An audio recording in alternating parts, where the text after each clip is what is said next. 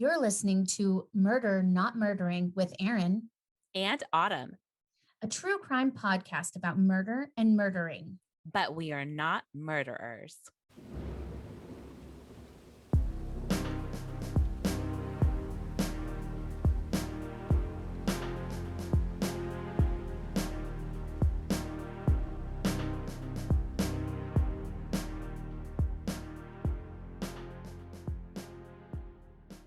Hi, everyone. Welcome back to Murder Not Murdering with Erin. And this week, I am without my trusty podcast partner, Autumn, who's taking some time to grieve a loss in her family. I am sending so much love to Autumn and Dustin right now.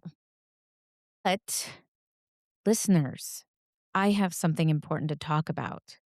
There is a phenomenon happening in Seattle right now, and I'm not sure if you've seen it, but if you haven't, Google Jimothy the raccoon. It is crazy. I have to say, I'm obsessed with this little guy. He was born with a spinal disorder, and despite that, he appears to be thriving in a Ballard neighborhood. He is round, he has long legs and a short, tiny tail, and he is taking this country by storm. The Reddit fan art is a fucking treasure trove. So if you haven't seen it, look it up. It's amazing. Anyway, speaking of Reddit, you can find us on there at Murder Not Murdering if you know any cases you'd like us to cover, or always slide into our DMs on Instagram. Anyways, also, I have true crime news. I'm full of things today. Anyway, I have true crime news that is blowing my brain. There is a documentary coming out soon. I don't know a date. I will keep you updated. That is about the Black Dahlia, Elizabeth Short's story. Now, I just did a case on the gay Black Dahlia is a completely separate case, but the 1940s Elizabeth Short case, which we all know, and I feel like it's been covered a million times. However, this documentary group has apparently found a bunch of new information. They went into a 1940s motel and asked them if they could cut open their walls, which they did do with the permission of the motel, and they found a bloody scene. Catastrophic blood loss all over in this boarded up area. They're saying that they believe that this is where Elizabeth Short was murdered. Because as you know, she was found, there was not any blood. She had been cut in half. I mean, there's so many more details that I'm not going to get into right now. But the fact is, no one ever knew where the crime scene was. So apparently, they're planning on proving that that is where she was murdered. And the documentary is going to come out. I am going to keep you all posted. I read about it in a article by People Magazine, but it's kind of been everywhere. If you follow true crime news, I'm sure you've seen it. But I can't wait to find out what more information they have for us on that. Now, we are speaking of that famous case, and my case that I'm doing today is probably the most famous case I have ever covered. As many of you know, I don't usually do that. I like old timey, weird cases that you've never heard of. However, during the last episode when I was doing our Pride episode, I all month was researching a ton of cases, and a lot of things were coming up from the 1990s.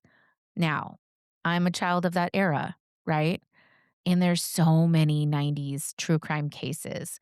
We had tabloid headlines like crazy too at that time. There was the O.J. Simpson trial.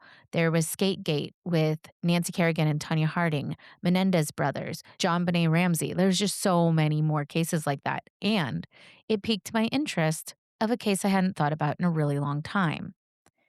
That case, my case that I'm doing today, is the story that everyone thinks they know. And that is the story of Lorena Bobbitt.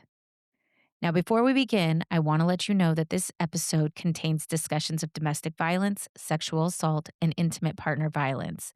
Some details of this case are disturbing. Okay, are you ready? Because here we go. If you were alive in the summer of 1993, chances are you've heard the name Lorena Bobbitt. Even if you were too young to remember it firsthand, you've probably heard someone make a joke about it. For decades, her name became shorthand for revenge. It showed up in late night monologues, sitcoms, stand up routines, songs, cartoons, and even casual conversation. The phrase, "don't go full Lorena Bobbitt on me," became part of American pop culture. Most people only remember one image: a woman, a knife, and a severed penis. But that's not the actual story. Behind the headlines was a 24-year-old immigrant who said that she had spent years enduring physical, emotional, sexual, and financial abuse. There were two separate criminal trials, not one. I think everyone remembers the one, but there were two. There were witnesses, medical experts, police officers, and psychiatrists. There were acquittals in both cases. And there was a media machine that found it far more profitable to sell punchlines than to ask difficult questions about domestic violence or marital rape. This episode isn't about deciding who to believe based on emotion. It's about following the chronology, examining what was presented in court, and separating document facts from allegations. It's important to understand why this case became one of the defining media spectacles of the 1990s. Because once you remove the jokes, what's left is far more complicated and a far more tragic story. Lorena Gallo was born October 31st, 1970, in Ecuador. She was raised in a close knit family and spent much of her childhood in Venezuela, where her father worked as a dental technician. Friends and relatives would later describe Lorena as quiet, deeply religious, hardworking, and devoted to her family. She enjoyed school, dreamed of building a stable life, and like many young people, she hoped to move to the United States someday. In the 1980s, that opportunity came. Lorena immigrated to Northern Virginia, joining family members who had already settled there. Like countless immigrants before her, she was trying to build a new life in a new country. She worked hard. She learned English from ESL classes and also popular soap operas and The Price is Right. She had found employment at a local nail salon. Coworkers remembered her as dependable and soft spoken. Then she met John Wayne Bobbitt. John had been born in New York and raised in Western New York before eventually joining the United States Marine Corps. By the time he met Lorena, he had completed his military service and was living in Virginia. He was charismatic, outgoing, and by many accounts, charming when he wanted to be. The two met in 1988 at a local dance club. Like many relationships, theirs started quickly. Friends recalled that they appeared happy at first. John was attentive. Lorena believed she had found someone who wanted the same things that she did: marriage, stability, and a future together. They married on June 18th, 1989. Lorena was 18 years old, John was 22. For a brief time, their marriage seemed ordinary. They rented an apartment in Manassas, Virginia. Lorena continued working. John worked various jobs after leaving the Marines, though his employment was often inconsistent. Money became a frequent source of stress. Years later, Lorena would testify that the abuse began early in the marriage. She described arguments that escalated into pushing, hitting, and intimidation. She said John controlled much of the household's finances despite contributing inconsistently, often spending money while expecting her to cover the bills through her income at the nail salon. According to Lorena's later testimony, emotional abuse accompanied the physical violence. She said that John frequently insulted her appearance, belittled her English, and mocked her immigration status. He also threatened that no one would ever believe her if she reported him. Remember, he is a tall, illustrious man from the military, and she is just a lowly immigrant to him. So he said, "No one will believe you. Go ahead, try it." It's important to note that these descriptions have come from Lorena's testimony in later interviews. John has denied many of the allegations throughout the years. However, investigators and journalists later found that Lorena had spoken to friends, coworkers, and family members about her problems in her marriage before June 1993. Several witnesses testified that they had observed bruises or changes in her behavior. Others recalled hearing the arguments or seeing her become increasingly withdrawn. Those witnesses would later become significant because they suggested the concerns about the abuse didn't just suddenly appear after one incident that made international news. One of the realities that can be difficult to understand today is how differently domestic violence was viewed in the early 1990s. Protective laws existed, but enforcement was inconsistent. Public awareness campaigns were still developing. Many victims were asked why they stayed instead of why they were being hurt. Marital rape had only recently become a crime across the United States, and prosecution remained very uncommon. Cultural attitudes often treated violence between spouses as a private matter rather than a public crime. Many still struggled with the idea that a husband could rape his wife. For much of American history, marriage itself had been treated as an ongoing consent.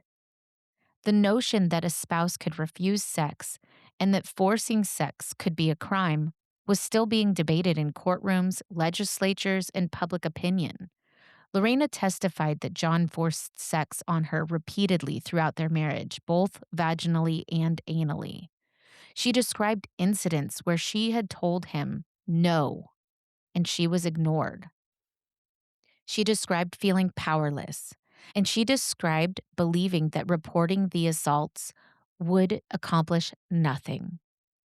That context doesn't determine what happened inside the Bobbitt marriage, but it does help explain why Lorena felt so trapped. In 1993, male partners were responsible for over 4 million assaults per year. Over 2,000 women were killed by their intimate partners. There wasn't a domestic abuse hotline or federal funding yet for women's shelters. Women would literally have to be fighting for their lives to claim self-defense.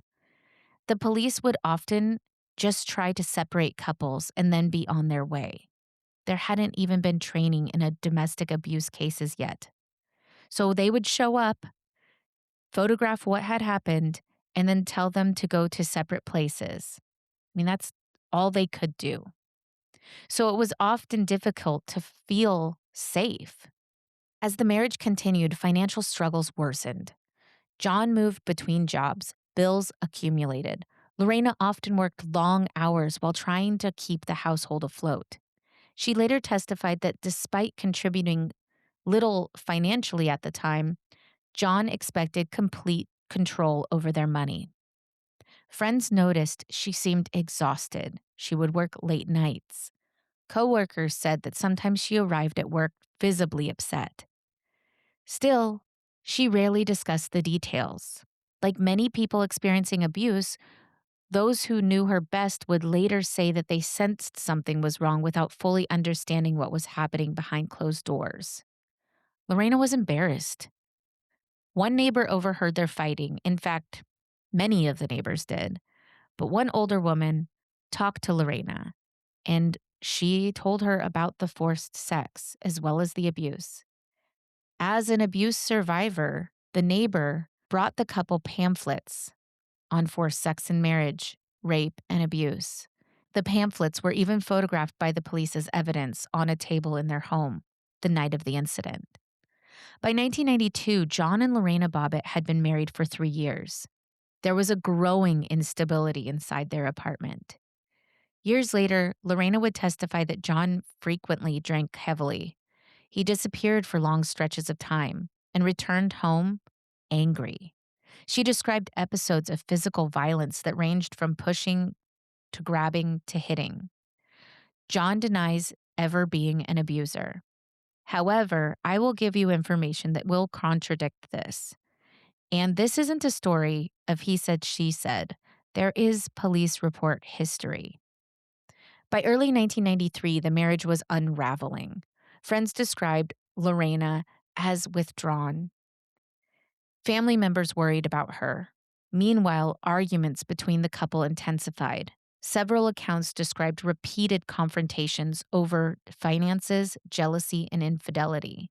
Lorena believed John was seeing other women, and she was not wrong. John admitted to having extramarital affairs. The marriage was rapidly approaching a breaking point. Lorena finally had built up the courage to leave John. He claims that he was going to leave her because, of course, he did. She had gone as far as moving some of her things to a neighbor's house. The neighbor urged her not to stay at home that night, but Lorena, she still stayed. Knowing John was going out with his friend, a roommate that night, a man that John had moved into their home. Anyways, she decided he would just come home and probably pass out, and she wouldn't have to worry about him. So it's June 23rd, 1993, the day that began like many others. That evening, John spent time drinking with his friend. Accounts differ somewhat regarding exactly where he went and how much alcohol he consumed, but witnesses generally agree that alcohol was definitely involved. He claims he had very little to drink. However, the man with him said they were both wasted. Meanwhile, Lorena was working late again. She came home and she went to bed. Much later, around 3:15 a.m., John returned home.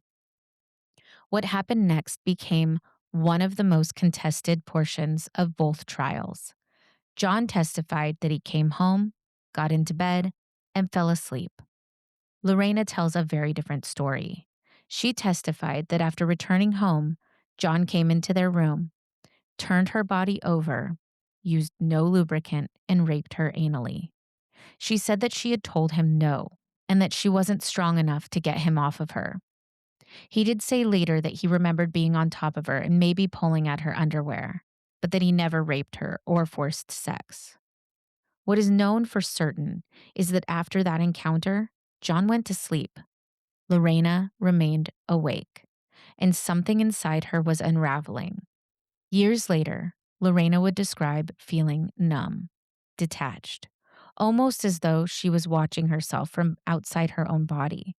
Psychiatrists who later testified for the defense described her as suffering from severe emotional distress resulting from years of alleged abuse, PTSD. Everyone agrees on one thing. In the early morning hours of June 24th, 1993, Lorena got out of bed. She walked towards the kitchen. She opened the refrigerator, and the light illuminated an 8-inch carving knife. This is when Lorena stopped remembering what had happened that day. But we know what happened next. John was sleeping. She walked into the room and cut his penis off with shocking precision. Then she grabbed a few of her things while still holding the knife and the penis and left. Because John was intoxicated, or as he said, exhausted, he just laid there for a while. And then he finally called medics. In the meantime, Lorena was driving away. Realizing she was holding the 3-inch penis in her hand and the knife and trying to drive, she started to gather what had happened. She rolled the window down and tossed the penis into a field. Doctors at the hospital were prepping the OR for John, thinking that they would have nothing to reattach, and they were going to have to reroute his urethra. Lorena called the police, and she told them what had happened and where to find the penis. At first, and this is so weird, they thought she had eaten it. That is what they said. They thought she had consumed the penis. I don't know why, but that's what they interpret it as. And then she talked to them, told them where to find it. So the firefighters went to a grassy area near a 7-Eleven, and they found the penis in the grass. They argued about who was going to pick it up, which, come on, let's stop being childish here. Anyway, but instead, this part gets me.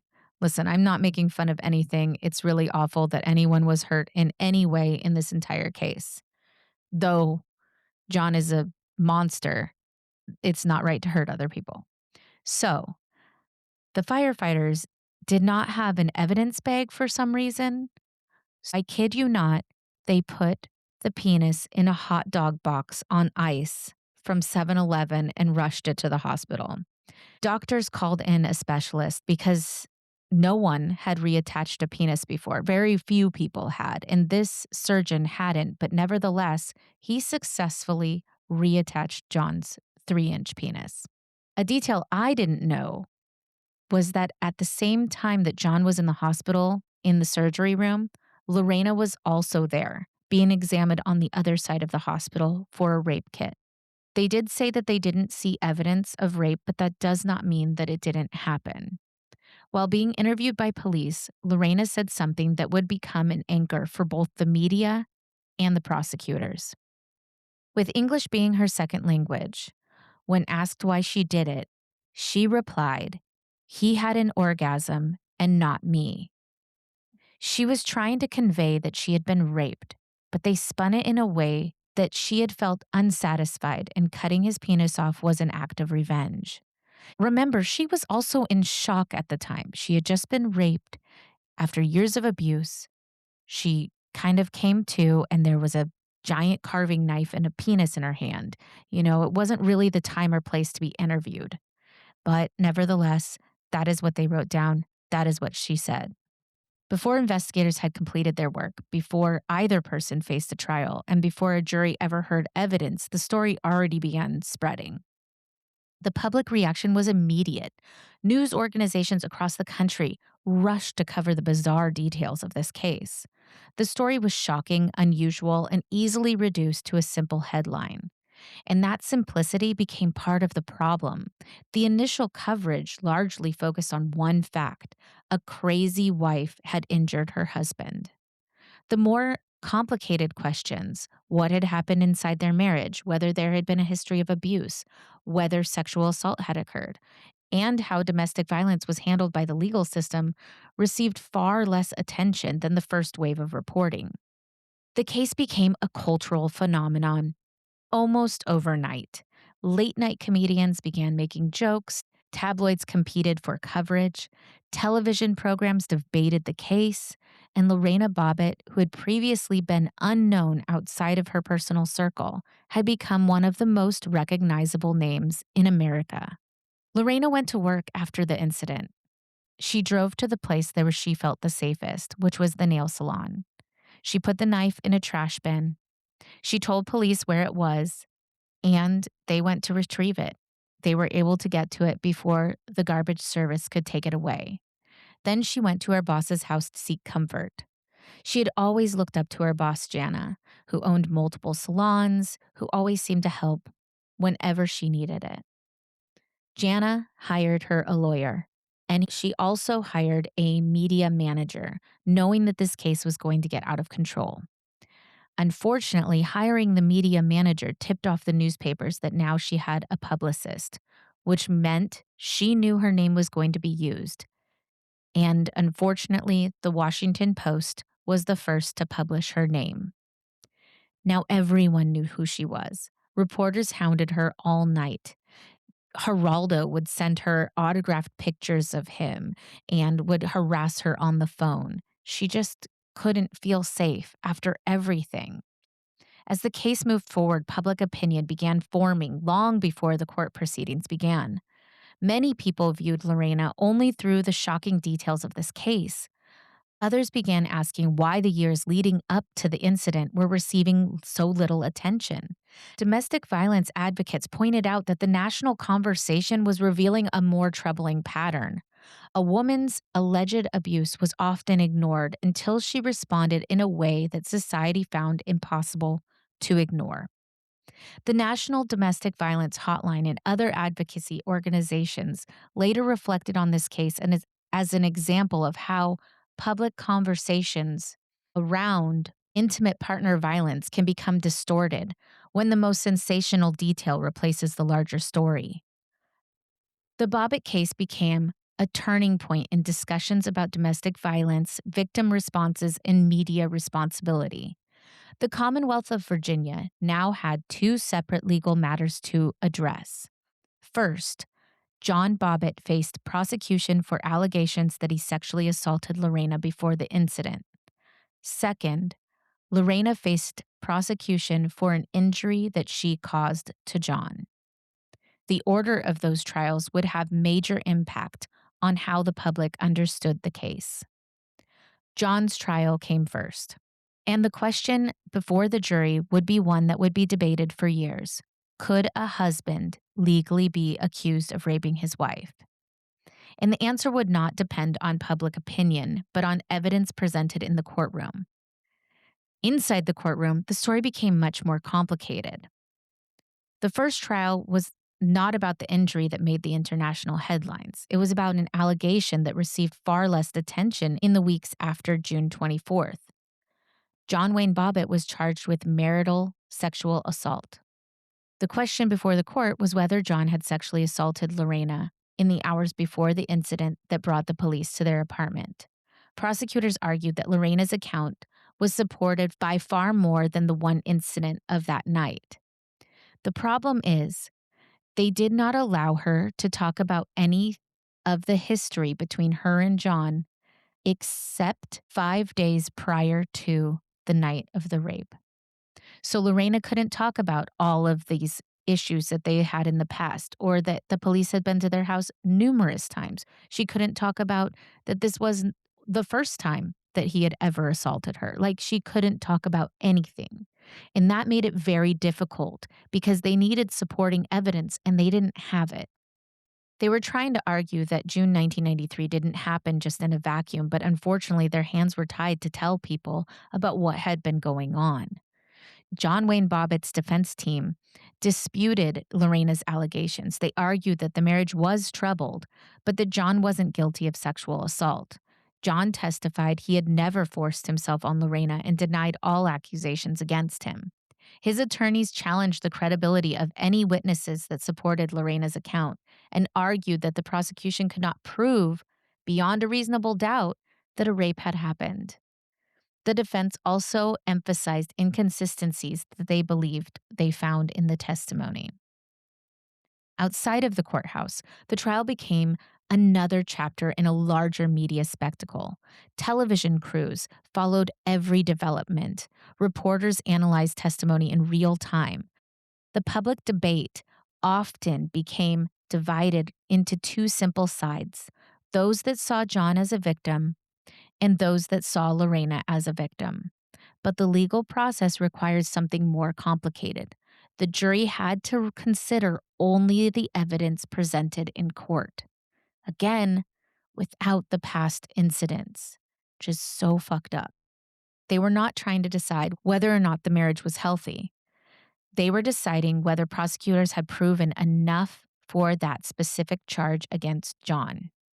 On September 21st, 1993, after the trial lasted only 2 weeks, the jury found John Wayne Bobbitt not guilty of marital sexual assault. The acquittal did not mean that the jury had determined that nothing had happened inside their marriage. It meant prosecutors just did not have enough to bring that criminal charge beyond a reasonable doubt. John walked out of court, legally cleared of the accusation. The verdict also affected the public perception. Many people who had followed the case primarily through the headlines interpreted that result as proof that Lorena had lied. Others argued that the trial demonstrated the difficulty that many survivors face when trying to prove sexual violence, especially within a marriage. The divide that existed outside the courtroom remained. John walked out to the public clapping. Men saw this as a woman who took something integral to being a man, and women saw this as a defense from abuse. Now, with John's trial complete, attention immediately shifted to Lorena. She would face a jury, and this time, it would all be televised. The charge was malicious wounding for the injury that she had caused John Wayne Bobbitt. And unlike John's trial, where the central question was whether an assault had occurred, Lorena's trial focused heavily on her mental state at the time of the incident. Now, hold on to your hats, because while awaiting the trial, John's lawyers instructed him to stay out of the public eye, to live quietly. I think they knew he was not necessarily a good guy. So they found a ranch in Texas for him to live and work on. However, he only stayed there a bit. John wanted limelight. In a documentary that I watched during my research, that I will talk about later, he bragged about having a lot of sex with a woman on the ranch. Just so gross, in my opinion. Then he told his lawyer that he was going to go to a John Wayne Bobbitt look-alike contest at a bar. They were pissed. They did not want him to do that. He left the ranch and started doing appearances at clubs and bars all over. He started selling t-shirts and making money off of the entire thing. He was selling autographs. In the press, Lorena was being portrayed as a hot-blooded Latina who got her revenge. It was fucking awful. Essentially, it went, as the kids say, viral. Obviously, that didn't exist yet. But SNL were doing skits on it. Late night hosts were telling a million jokes every single night. Comedians were talking about it. And then Howard Stern, not necessarily known as a great guy, right, had John on his New Year's Eve pageant party where he raised money for John Wayne Bobbitt. He had a telethon and raised a total of $190,000. They even used a penis as a dial to show you how much money was being raised. It was disgusting. John also met with the firefighters who found his penis and took photos with him. He was in the newspapers. He was out partying all the time. Like I said, his lawyers were pissed at this. They were not happy. He was constantly talking about the case. He was saying that Lorena was obsessive and jealous. And this was a problem because by the time Lorena entered the courtroom, many Americans had already made up their mind. And there was no way that the jury hadn't ever heard of this case. The image of Lorena had been shaped by tabloid covers and late night punchlines, but inside the courtroom, her attorneys were attempting to present a very different image. Not a caricature, not a headline, an actual human being. They argued that the incident was the result of severe psychological trauma and that years of alleged abuse had affected Lorena's ability to control her actions. The prosecution vehemently disagreed. They argued that Lorena knew what she was doing and should be held responsible. The jury would now have to decide, and the world was watching. The legal system had to examine the question that had been at the center of Lorena's defense. What was happening psychologically to a person who committed a violent act after years of alleged trauma? The trial was not whether or not Lorena had injured John. She admitted that she did that. The question was whether she legally was responsible for her actions at the moment they occurred. They argued that she had experienced a temporary period of insanity caused by the years of alleged physical, emotional, and sexual abuse. The defense presented witnesses who testified about Lorena's mental state. Psychiatrists and psychologists described what they believed was the impact of prolonged trauma. They argued that Lorena had experienced an emotional breakdown, that at the time of the incident, she wasn't able to fully understand the consequences of what she was doing. The defense also presented evidence about the marriage itself. They called witnesses who testified to Lorena's behavior before June 1993. Friends and coworkers described changes they had noticed. Some testified that Lorena had confided in them about the problems at home. Others saw signs of distress. They saw bruising. They saw her being withdrawn and quiet and scared. The defense's goal was to show the jury that the event was not an isolated moment between two strangers. It was at the end of a relationship that had been deteriorating for years. The prosecution brought out witnesses that testified that Lorena was obsessive, but these people were John's friends and his brother, who was also a hot mess. His brother was on a daytime talk show, and I'm pretty sure it was Geraldo, but he said that if he knew that she was also in the hospital the night of the incident, he would have killed her if he found her. He even said he drove around looking for her that night. I mean, if that doesn't tell you, that's his brother. The defense also showed countless pictures of police reports that showed Lorena being bruised, bruising around her neck, her arms, her face. Those had all been taken by police when they were called to the Bobbitt residence. This obviously was not a one-time issue. John was getting visibly confused and discombobulated when he was on the stand. It was clear he had been abusing Lorena for many years. He also admitted that he did hold her down at times and that he shoved her from time to time. But he said it was a defense because she was being the aggressor, that he would sit there and tell her it's not ladylike to hit. I mean, come on now. Then the prosecution brought up a document that he provided to family counseling when he was still at Quantico, and it was signed by him. In it, he stated that he regularly hit his wife. He claimed he did not remember signing that, but that it was his signature. I could go on with so many incidents of abuse and stories, but this podcast would take forever. When Lorena took the stand, she was emotional.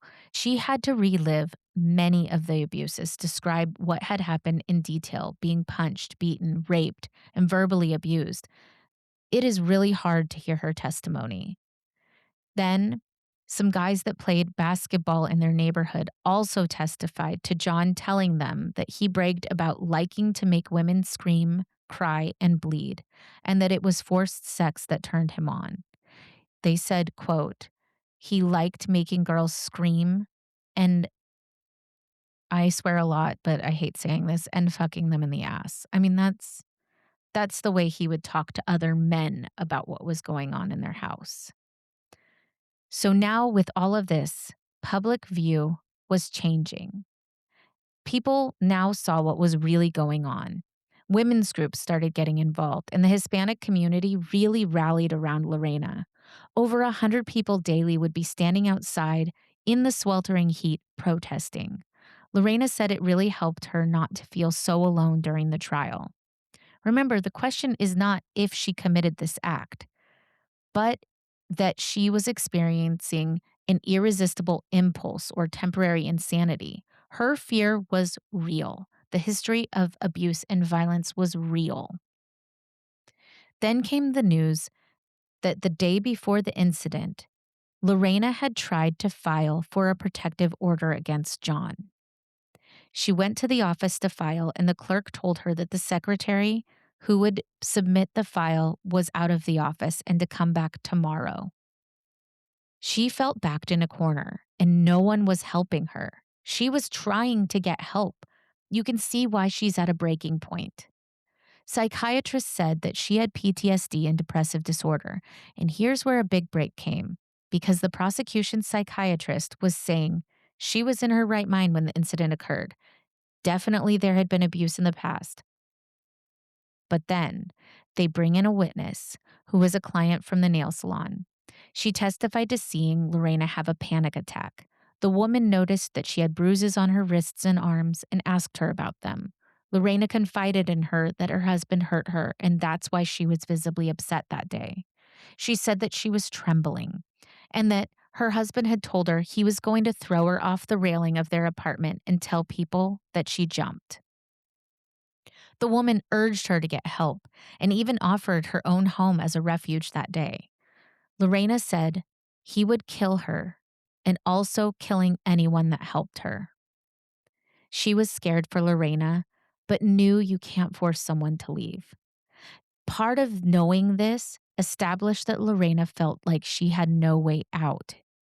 The state psychiatrist, who had originally said he thought she was in her right mind during this time, changed his testimony after hearing that woman. He agreed she had PTSD and supported that she had irresistible impulse that day. This is a pivotal moment. Now, here's the part that I had no clue about, and I learned this from the documentary that I listened to. The client who testified said that she did not know about the first trial, and she wished she did because that would have helped change the entire case. But only after seeing the press after the first trial, she saw a video of Lorena walking outside the courthouse and recognized her as the woman from that day at the salon. She called the courthouse immediately and said, I have information. I need to talk to someone. They referred her to an attorney, but he was John's attorney. Now, This is where it gets interesting because John's attorney was also working that first trial. He knew John was a dirtbag. This is my opinion. I think he knew. He knew he was an abuser. He gave her the phone number to the defense. So he gave her the phone number of the lawyer that's defending Lorena on trial. So then he knew that that person was going to be brought up and it would probably change this entire case. Now, the client tells you about it in the documentary, but when they question the lawyer about it, he just smirks. So he doesn't tell that he was the one that passed on the information to bring groundbreaking testimony into the courtroom. But he definitely was the catalyst for it, in my opinion. So after 7.5 hours, the jury finds Lorena Bobbitt not guilty by reason of insanity. And at the moment, she thought, oh my gosh, I finally made it through this. I'm free. But remember, she wasn't charged criminally for the crime, but she was not free. They took her immediately to a state mental hospital for evaluation and treatment for 45 days. You have to do that if you are found not guilty by reason of insanity. They said it was quite disruptive at the hospital with helicopters flying above and reporters calling nonstop. Barbara Walters actually showed up outside the hospital, banging the door down, trying to get in, saying, I am going to have an interview with Lorena Bobbitt today. I am going to do this because I have interviewed kings and world leaders, and I will not be held back from interviewing her. However, Lorena refused to talk to anyone from the media. They were relentless. In the hospital, Lorena really did the hard work. She leaned on her religious beliefs and started to find peace again. After treatment, she continued healing. Now, both trials have ended. Lorena and John move in very different directions. Lorena attempted to rebuild a private life. At one point, she did try to sell her story because she needed to make some money after everything that had gone on. And then she found out that Jana, the person who hired the media representative and the lawyer, was going to try to take a large percentage of her story. So she did not move forward with that. Eventually, later on, she did, but not at the time. And her and Jana don't speak anymore because that was kind of shitty to try to profit off of your friend's horrible abuse story. Anyways, the unusual nature of this case created opportunities for John, and he meant to profit off of his notoriety. John Wayne Bobbitt continued to do lots of interviews, public appearances. He stripped while judging a Lorena lookalike contest, which I think is so fucking gross. He famously did a porn called John Wayne Bobbitt Uncut, and they even did a huge Hollywood screening for it. He was told he was going to get a percentage of the film. However, he totally got screwed, no pun intended, and he got nothing at all. So good for him. But it is still one of the highest grossing adult films of all time. And I think mostly for the morbid curiosity of what his penis looked like afterward. Anyway, he also formed an unsuccessful band called Severed Parts. Gross. Fuck. I can't even with this man. But he had no money. He spent all of his money on partying and having a good time. And that meant that he had to file for bankruptcy. Filing for bankruptcy meant that he also did not pay his hospital bill for his reattachment surgery. It's so messed up. In the meantime, he has other assault charges, lots of convictions. He remarries a shit ton of times. He starts officiating weddings in Las Vegas. He even gets a penis extension, which was completely botched. And then he did another porn movie called Frankenpenis. You cannot make this shit up. The surgery was so bad that his surgeon had his license revoked. Like they fucked up his shit. He made appearances on WWE Monday Night Wrestling. He made lots of intermittent media appearances on Howard Stern again several times, at clubs and parties, etc. He also did a stint as a knife thrower in the Jim Rose Circus. I don't. The thing is John was not very smart, and they talk about that a lot in everything I've ever read. He just really couldn't retain information for doing jobs, or he had no want to, so he didn't care. I don't know. He tried being a celebrity greeter at the Bunny Ranch in Nevada, which is famous for its brothel. And they said they tried to train him as a bartender, but he just couldn't seem to figure it out or retain anything. The women that worked there hated him. He thought he was a huge celebrity and he would constantly spend time with all of the people that were there or whip his dick out a lot. And they were like, "You're not the star here. You're trying to get our girls to make more money. Like, what the fuck?" Anyway, he famously shoplifted $150,000 worth of clothing, which he would return and try to get back for cash. He was obviously arrested for that. There were more assault charges, more harassment charges from other partners. There's even one woman who claimed he had kidnapped her for 3 days and held her. It was a long term partner of his. He had lots of stints in jail. And all this time, he still claims that he never abused anyone. His rap sheet just goes on and on and on. Nowadays, John Wayne Bobbitt is a hardcore mega supporter, Trump supporter, and he lives on disability after a severe car accident and health issues. Now, after the trials, Lorena steps away from the spotlight as much as she can, right? You can't fully get away from it. It was enormous. She eventually goes back to using her birth name, Lorena Gallo. And unlike John, she did not want to build a public identity. Instead, she focused on rebuilding. She became involved in advocacy work relating to domestic violence and education. Through the years, she spoke publicly about her experiences, not to revisit the sensational details, but to discuss the issues that she believed were overlooked. She founded the Lorena Gallo Foundation, an organization focused on raising awareness about domestic violence and supporting survivors and their families.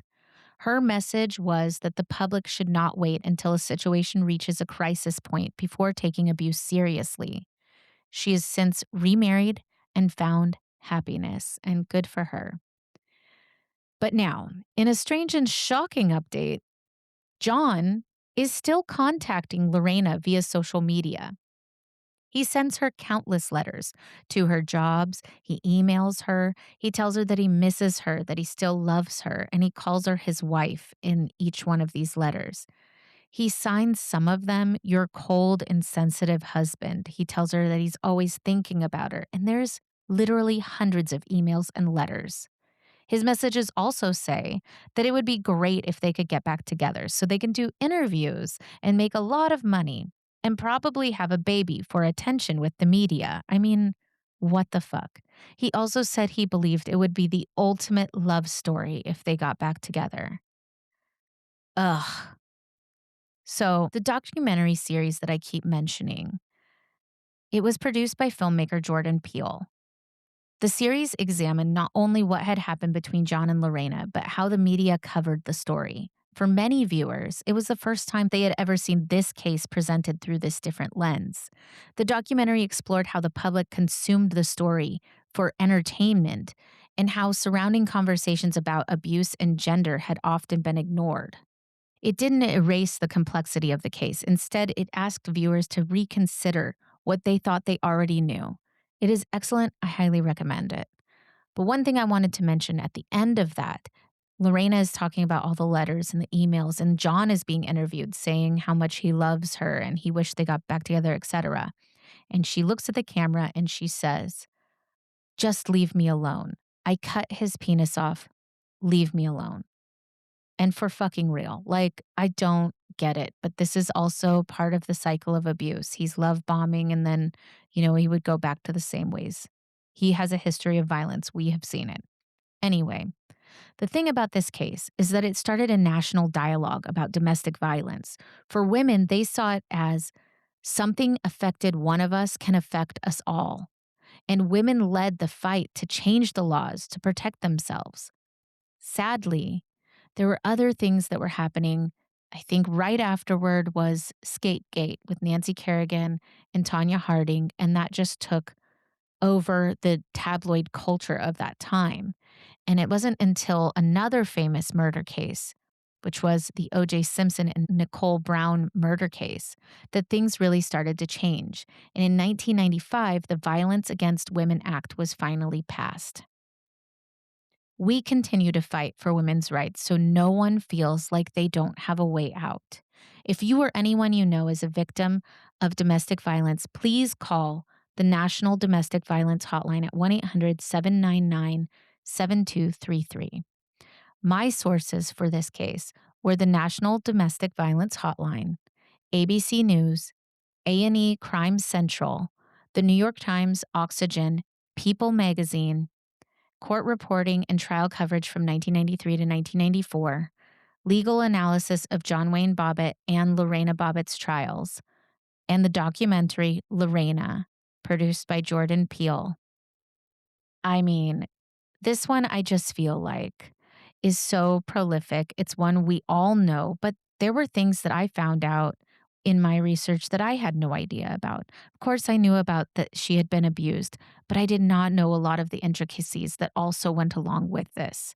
So, if you do get a chance and you want to do a deep dive, there is so much more evidence that I didn't even talk about because it is so vast. The level of abuse and specific incidents that they talk about throughout the case is crazy.